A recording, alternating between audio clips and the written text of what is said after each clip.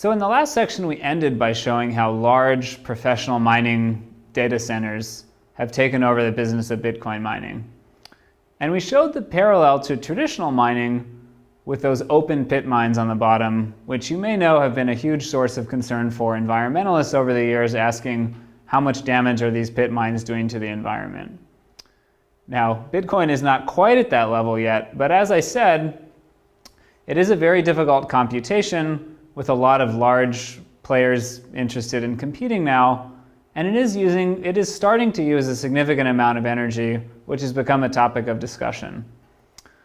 So in this section, we'll talk about how much energy Bitcoin is using and what that might mean for the currency and for the planet. So to start with, we'll talk about why computation inherently requires some energy. So there's a principle developed by Rolf Landauer in the 1960s that any non-reversible computation must use a minimum amount of energy. So this is derived from basic physics. And we're not going to go through the derivation here, except to say that every time you flip one bit in a non-reversible computation, there's a minimum number of joules that you have to use. And of course, if you remember some fundamental theorems of physics, energy is never destroyed, it's only converted from one form into another.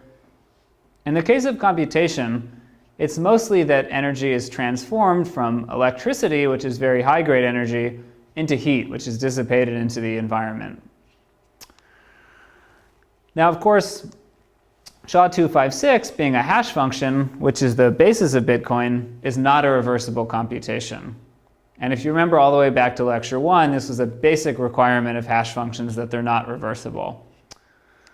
So since I told you that any non-reversible computation has to use some energy, and SHA-256 is not reversible, energy consumption is an inevitable fact of doing Bitcoin mining.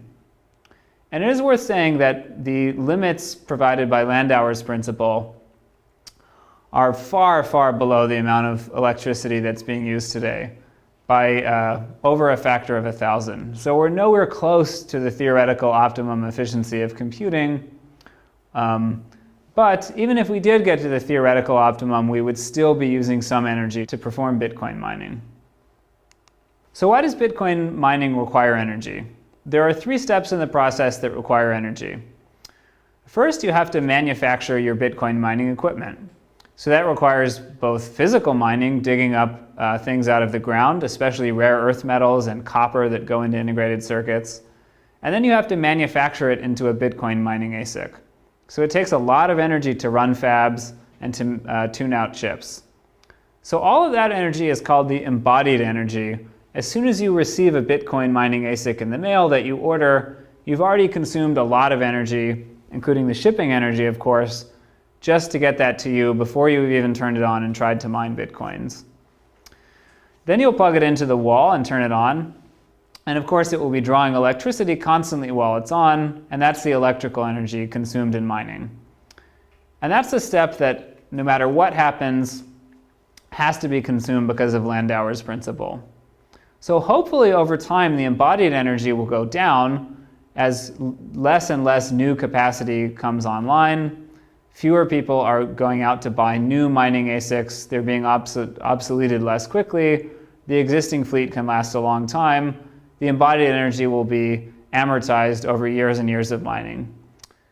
But the electricity consumption, even though it will go down a little bit because rigs will get more efficient, that will be a fact of life forever. The other thing about both electricity and embodied energy is that both are probably less if you're operating at a large scale. If you're running a huge mining data center, you can do it more efficiently. It's cheaper to build chips that are designed to run in a large data center, and you can deliver the power more efficiently because you don't need as many power supplies. You can deliver all of the electricity to one place, and so on. But there's a third important component, which is cooling off your equipment to make sure that it doesn't malfunction. So if you're operating your equipment in Antarctica, maybe your cooling budget is very small, but almost anywhere else you're going to have to pay extra, usually electricity, to cool off your equipment from all the waste heat that it's generating. And the interesting aspect about cooling is that cooling actually costs more the bigger your scale is. So if you want to run a very large operation and have a lot of Bitcoin mining equipment all in one place, your cooling budget is going to increase because cooling that big mass is going to be much more difficult. There's less air for the heat to dissipate into surrounding your equipment. So how much energy is the entire Bitcoin network using?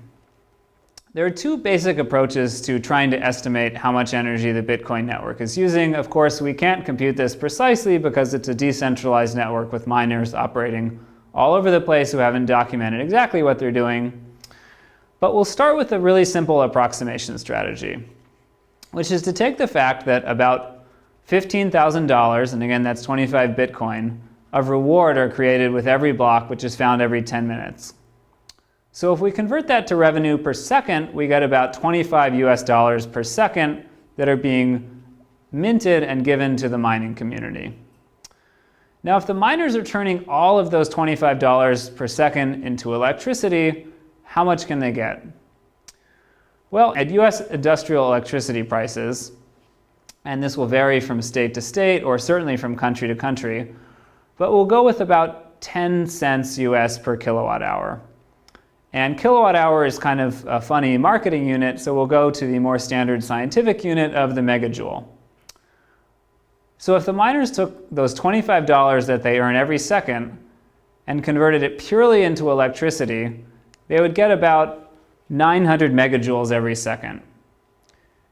And of course, joules per second are just watts, so those 900 megajoules per second are 900 megawatts, or 900 million watts.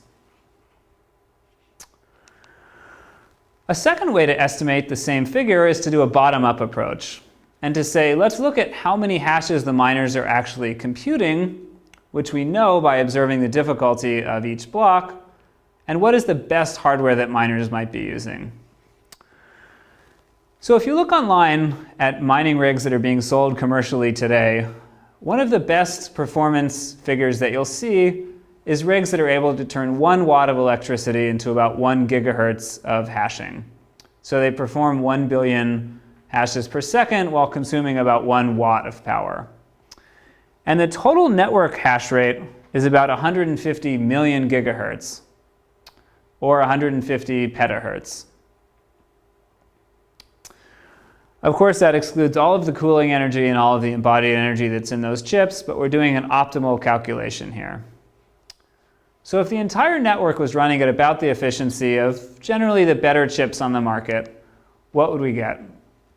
If we just multiply these two together, we would get about 150 megawatts to produce that many hashes per second at that efficiency. So again, last slide I said at a high end, using the top-down approach, we estimated about 900 megawatt. And using the bottom-up approach, this is a lower bound, about 150 megawatt. So maybe for the whole network today, somewhere between 100 megawatts and a gigawatt of electricity are being consumed.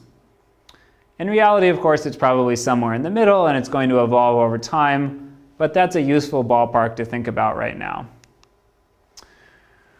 So how much is a megawatt? Well, we can look at what big power plants produce. So one of the largest power plants in the world, the Three Gorges Dam in China, is a 10,000 megawatt power plant. It actually has slightly higher capacity than that, but that's the average rate of power that's being produced. Whereas a typical large hydro plant is more like 1,000 megawatts.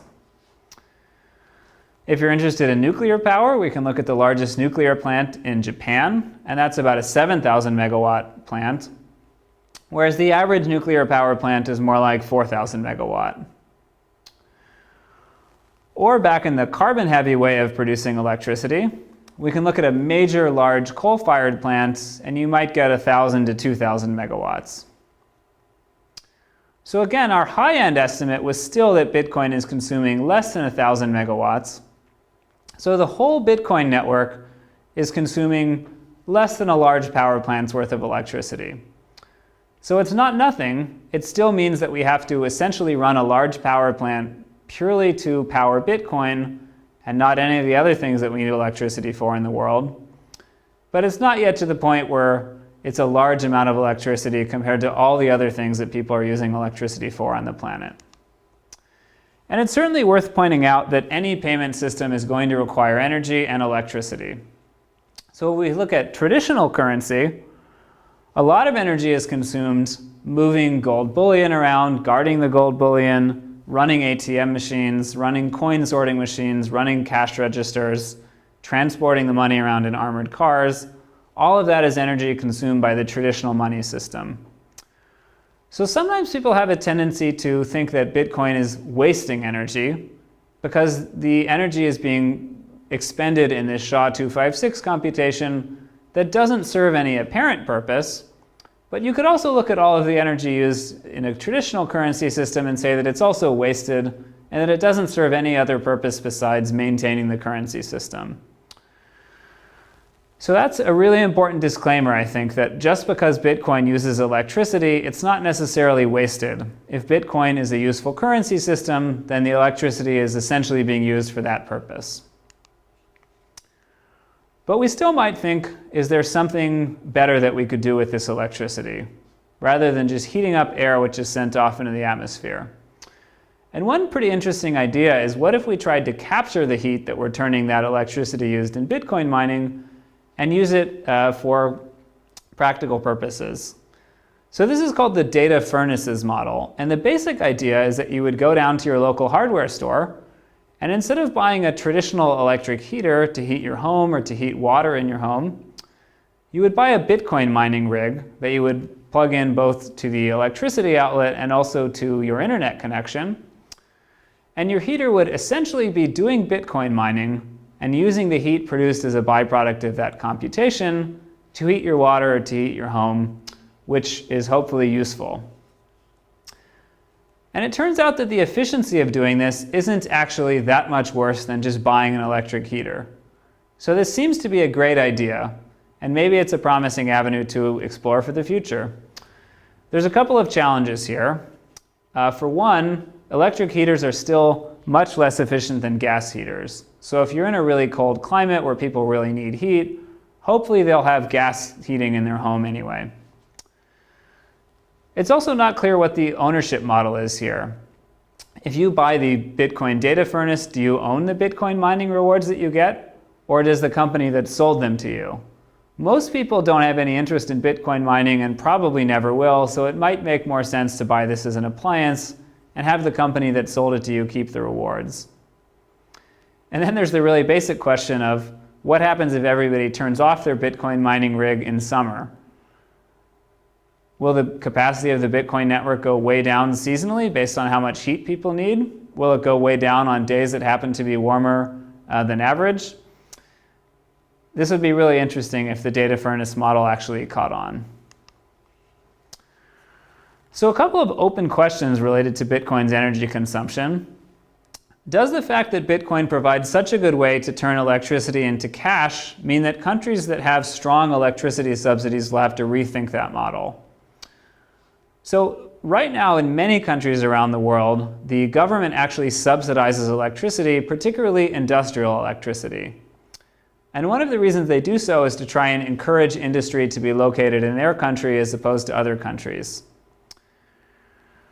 Now, if one of the main things that Bitcoin miners need to be successful is cheap energy, and you can mine Bitcoins basically anywhere, it may not be stable to have countries subsidizing electricity heavily, because all that will mean is that you're paying for a lot of Bitcoin miners to move into your country.